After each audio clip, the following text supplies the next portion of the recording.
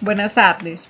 La siguiente actividad tiene como objetivo realizar un análisis de un proceso comunicativo dentro de una empresa que escogimos con el fin de hacer un análisis inferencial que nos permita comprobar o rechazar una hipótesis que plantearemos en base a lo observado en la estructura administrativa.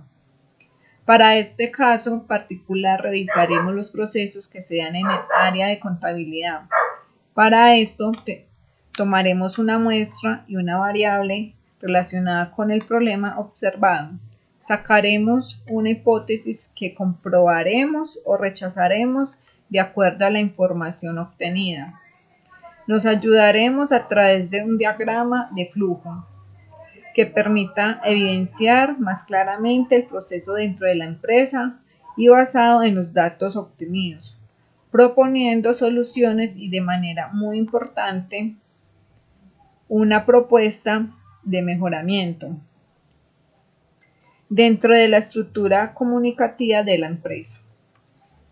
La descripción del área seleccionada de la empresa es poblacional y muestra el área que quisimos revisar dentro de la empresa es el área contable, ya que es uno de los departamentos más grandes y que más dificultades ha venido presentando. En el área de contabilidad está formado por contador general, el tesorero, los auxiliares contables, que curiosamente son profesionales en contabilidad de la empresa. Maneja un volumen alto de documentación que debe ser tratada de la mejor manera. Es decir, con todos los requisitos y cumplimientos, toda la normatividad exigida por las entidades de control, de manera especial la DIAN.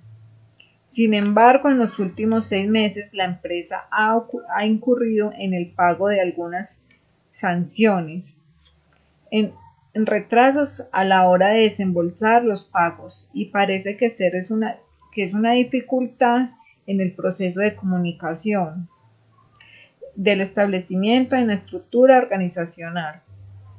Para esta área, por estas situaciones que decidimos plantear nuestra hipótesis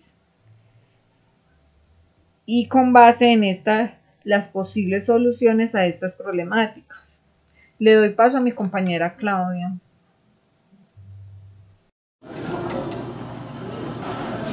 En vista de tanto atraso y tanta inconsistencia referente a la documentación que se realiza, se nota mucho desperdicio de documento, hasta 2 o 3 impresiones que se hacen.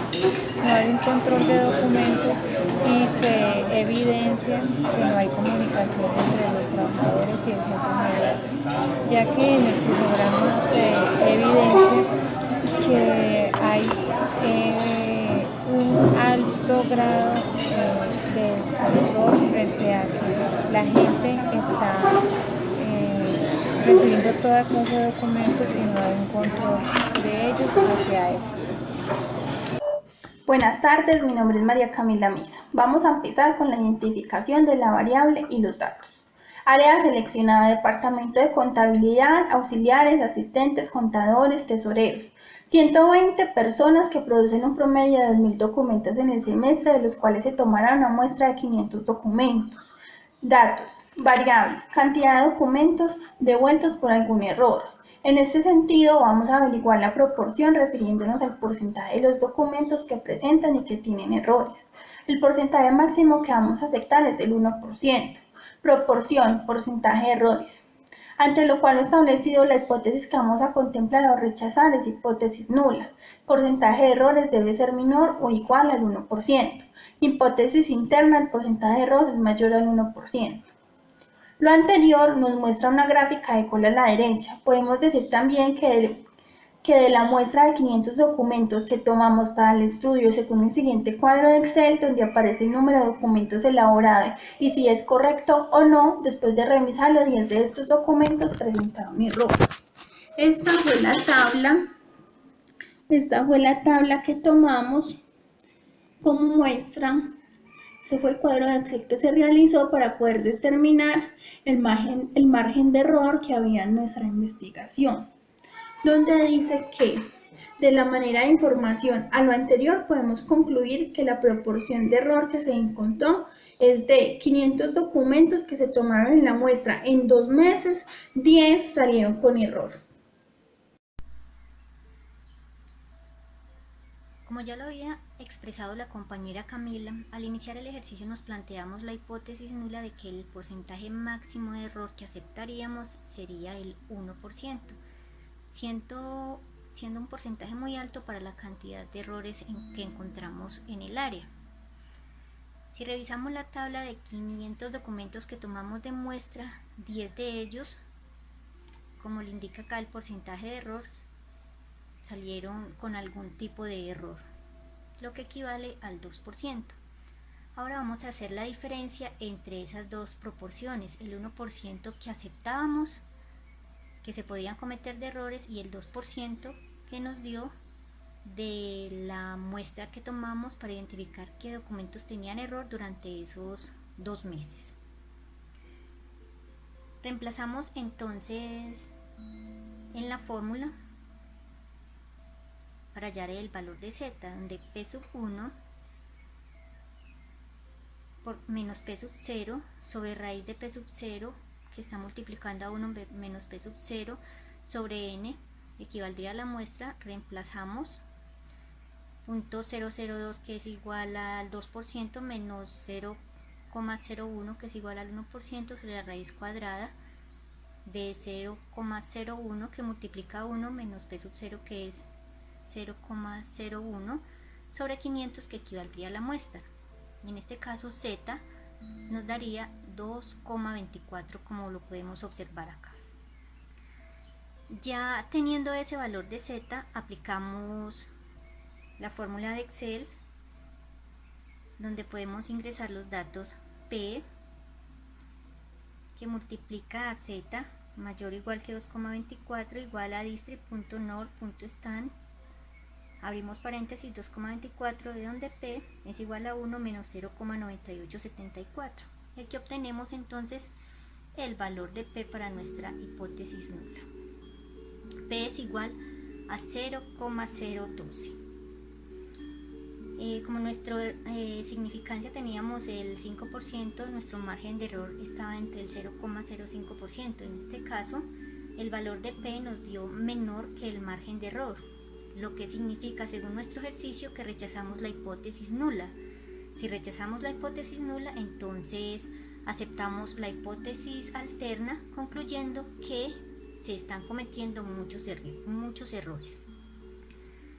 De todo lo anterior, como medidas de mejoramiento, planteamos, dentro de la estructura organizativa, manejar el proceso de comunicación que existía entre el contador y los auxiliares de contabilidad.